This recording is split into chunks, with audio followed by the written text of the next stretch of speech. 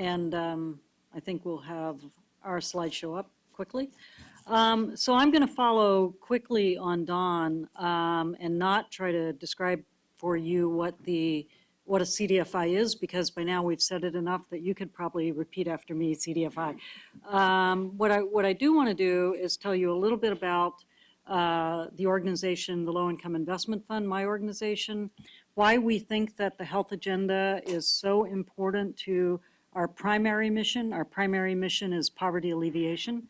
I want to give you a couple of concrete examples of projects that we've done so that you can really get down to the concrete specific and see how it plays on the ground, and then think a little bit about next steps. So I have to run this. Which one do I hit? Yes, it's this one. Yeah. That one? Yeah. Okay.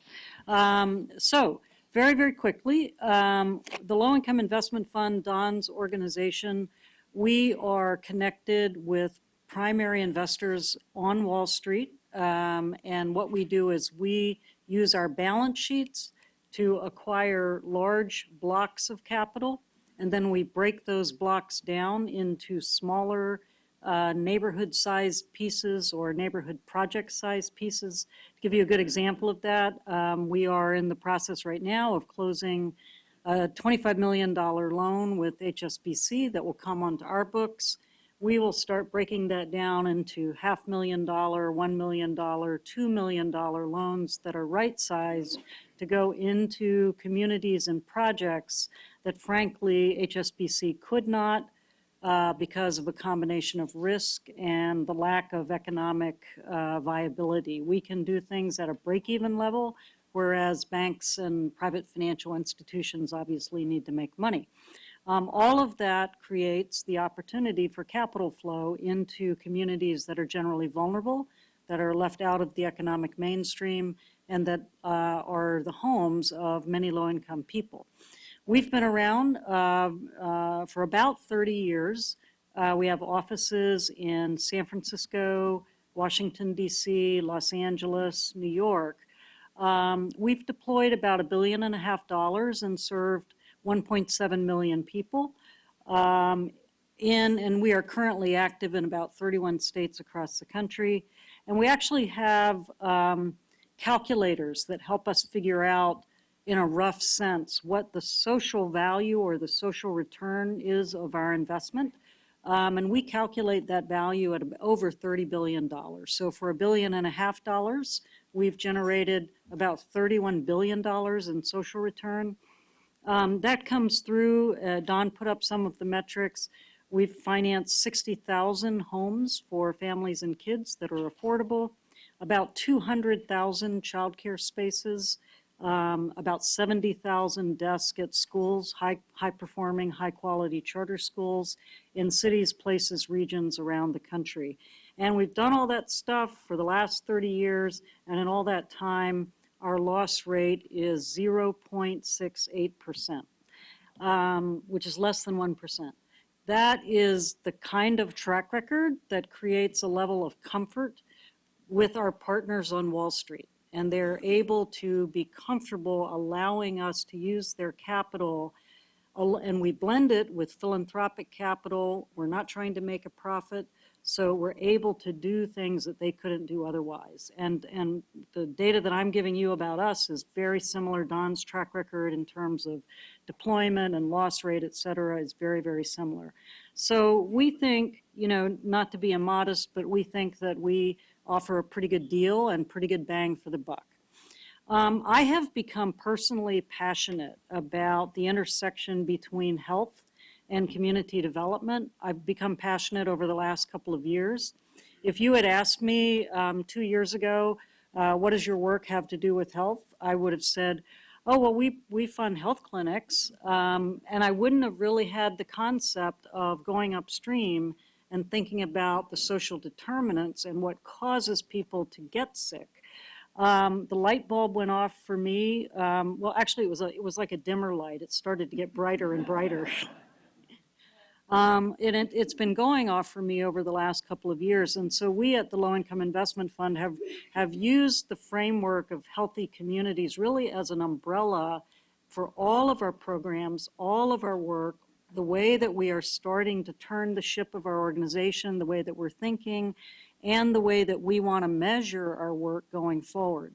And here's one of the reasons why I get passionate about this. This is a map that my friend and colleague David Erickson at the San Francisco Federal Reserve uses quite a lot. It's a standard heat map, so with any heat map, if it's red, it's bad, and if it's less red, it's less bad. On the, I don't know which way you are, I'm spatially dyslexic. On my right, so I guess your left, is a representation of childhood obesity in the county of Los Angeles. And on the other side of the map is a representation of poverty. And if you look closely, what you see is that those two maps are virtually identical. So the nature of poverty and human health are inextricably intertwined. They are almost a perfect fit statistically. What has been happening in practice is that these are the places that we have been working. This is where we've been investing funds, and it's right alongside where public health has been working, but we never knew each other. It's like we've been on a date but blindfolded, so we never knew who each other was. And I think what's happening now is we're beginning to take the blindfolds off and to want to get to know partners, potential partners who are working in some of the very same places. We have also been learning quite a bit. You know, the old paradigm, which Raphael was good enough to take us through, in our world really was that if you built a better building, people would get better.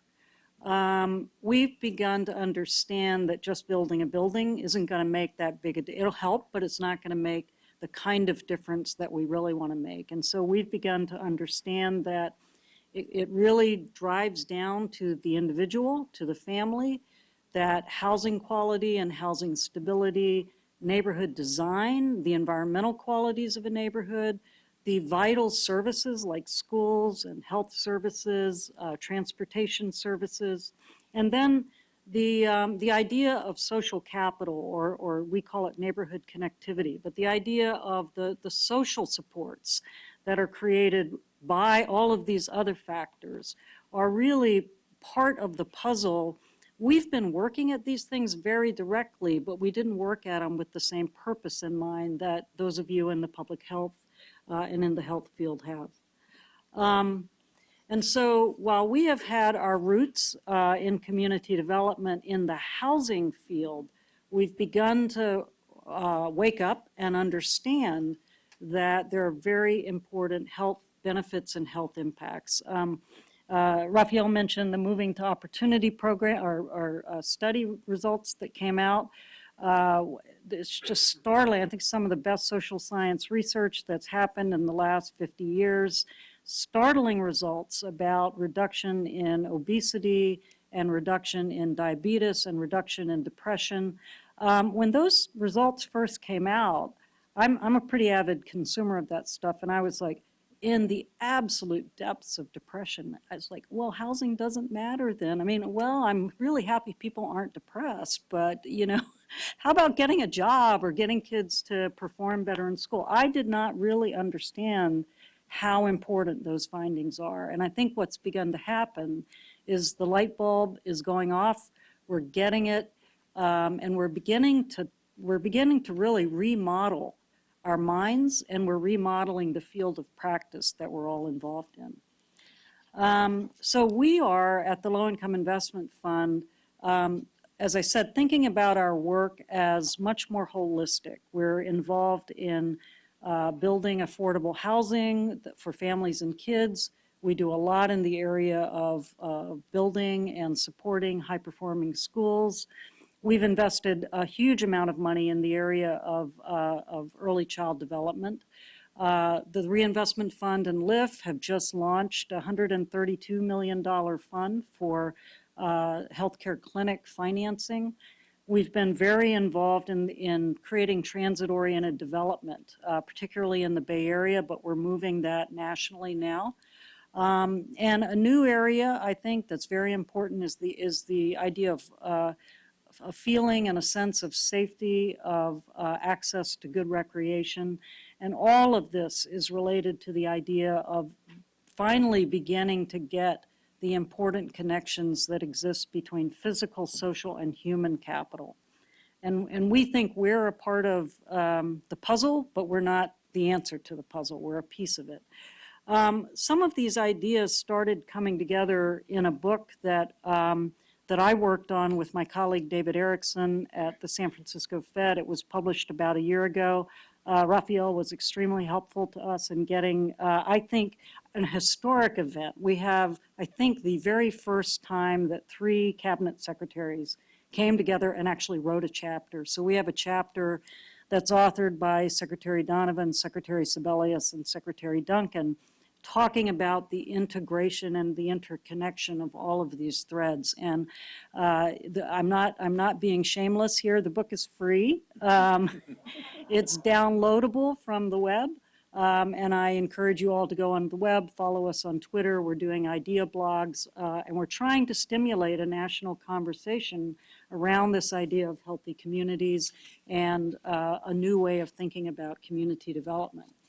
One of the big ideas that came through in our book is what we call the quarterback. Some people love that name, some people hate that name, but the fundamental idea is of creating a role for an entity that is accountable to accomplishing outcomes, not just outputs, not just creating access to services, but literally accountable for creating outcomes. You can think of this as a lead systems integrator. What is a lead systems integrator? This is a concept that's really well understood in Silicon Valley and in the tech world. What it is, it comes out of the idea of building large computer programs and models. And generally, when you have to do something that's very, very big, you have to break it down into modules, and then you have to put it back together again. In the computer industry, it's well understood that as teams go off and work on their individual modules, if there isn't a lead systems integrator, the modules probably are not going to be harmonized very well. We learned that, I think, publicly and nationally with the launch of healthcare.gov. And we're sort of taking that idea on in the community development world through, we're calling it the quarterback label. So the idea is to create a role or an entity that is key to driving toward comprehensive multi-sector outcomes-based community initiatives. Very important, I think, for us to include in that model the concept of health outcomes, measurements that help us understand how we're moving the dial on population health. But we also want to figure out how we're moving the dial on poverty as well. So I'm just gonna move quickly because I'm afraid I'm running out of time. I wanted to give you a few examples of work that we have done on the ground. The first one is Booth Memorial Child Development Center. In that is a center in Oakland, California. It is serving 63 kids, very low income kids, 0 to 5, so these are infants all the way up to toddlers. We were able to provide an $80,000 grant for that center. The center was entrepreneurial, and they leveraged that grant with another $80,000 from other sources, and they used it to do a couple of key and important things. One was they ripped out a 20-year-old carpet that had been on the floor for a long, long time, and they put in child-friendly flooring. They installed toddler-level hand-washing sinks for toddlers to wash their hands. They installed new changing tables so that little kids could toddle up to the changing table rather than the teacher having to lift them up and bend over and put the kid on the table. What started to happen? The kids washed their hands more because the teacher didn't have to pick them up and lift them over a sink. So more kids were actually washing their hands. Another thing that was completely unexpected was all of a sudden the asthma attacks that the kids normally were experiencing went down dramatically, and the attendance rate at the child care center went up by about 15 or 20%. What that meant was there were fewer emergency room visits. Mom and dad actually got to go to work for a day, and these are parents that are working in the local dry cleaning store or the local fast food store. So if they miss a day of work, they miss a day of pay. And the disability claims went down dramatically. When all of those things happened, the financial viability of the center actually improved because they were getting more per capita payments for the kids, and they were having fewer disability claims.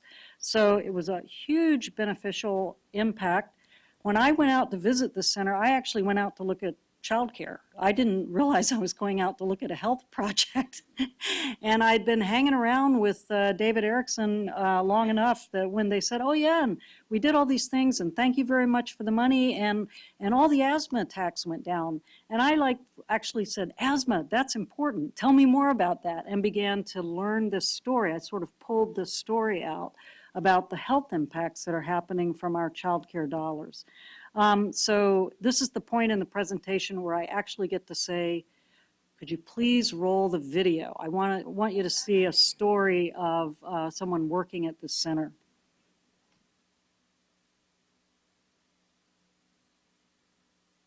And turn up the sound.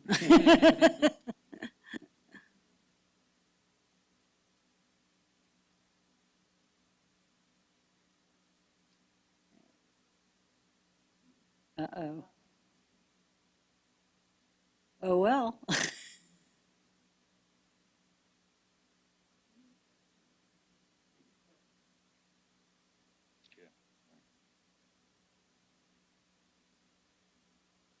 This is we were trying to be fancy. This is what you get. Yep. Give Cheryl her voice. Are we gonna give up, or?